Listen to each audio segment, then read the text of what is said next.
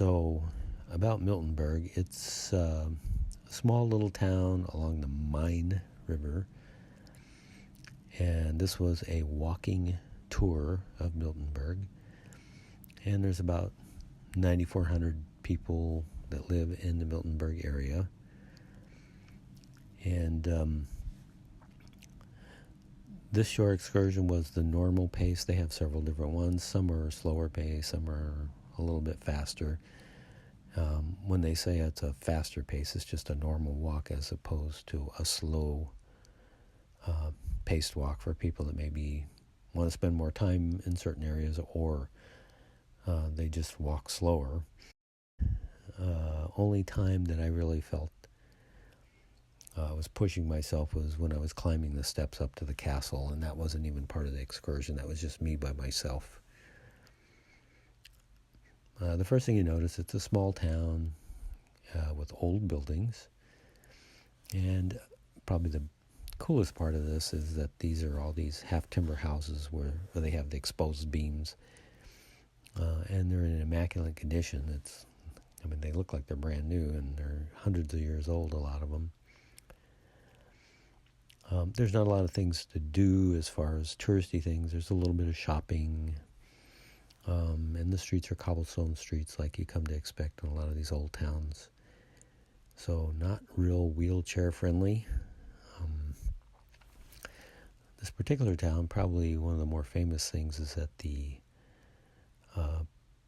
parish priest, this was told to us by our guide, locked himself in the church and rang the bell during a neo-Nazi rally, which took place for about 20 minutes, and it disrupted the gathering.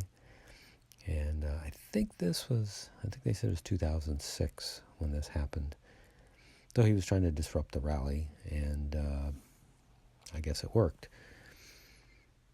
I did ask the tour guide about neo-Nazis, because I figured Germany would probably be the least favorable place for them to organize a neo-Nazi organization. And she said, no, there are neo-Nazis in Germany. She says the swastika is an illegal symbol, but they hide it. They cover it up. If they have an armband, then they just put another armband over it, or if they have a tattoo, then they just roll their sleeves down. She said they're usually young men that don't have a father figure in their life, and so they're attracted to this group, and they end up, I guess, substituting this gang or group as their father figure. So more about Miltenberg. So it was settled by the Romans in about 150 A.D. It was the border of Germania. The Main River was considered the border, and the Romans abandoned it in about 260 because of all the Germanic tribes raiding the area.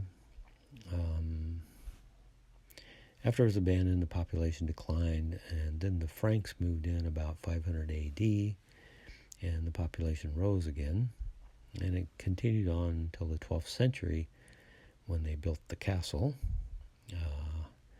This was probably the turning point in the town's history, because the castle was a revenue generator.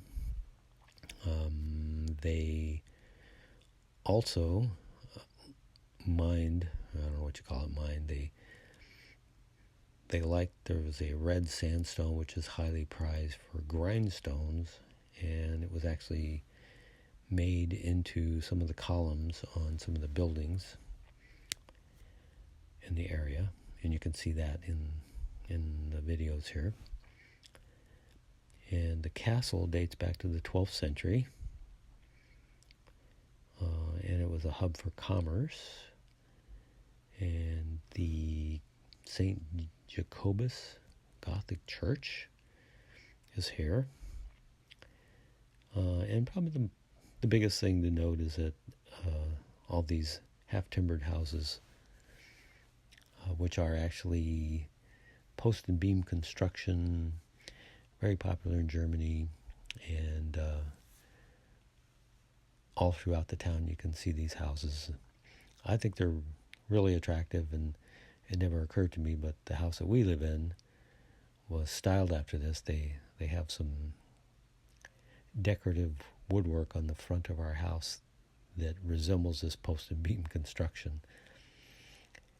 And when I moved into the neighborhood, the neighbors told me that originally a lot of German immigrants had bought houses in the area prior to us moving there. Most of them had moved out. They had gotten older and they moved out. And I guess it was the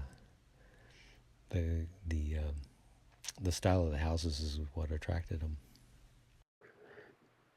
As I mentioned before, I didn't take a lot of videos of Miltenberg, so I don't really have a lot more videos to put together here. This is on the way to the castle. This is where you can get a little winded heading up the steps, but I did not take any videos of the castle, unfortunately. So this is how you get there.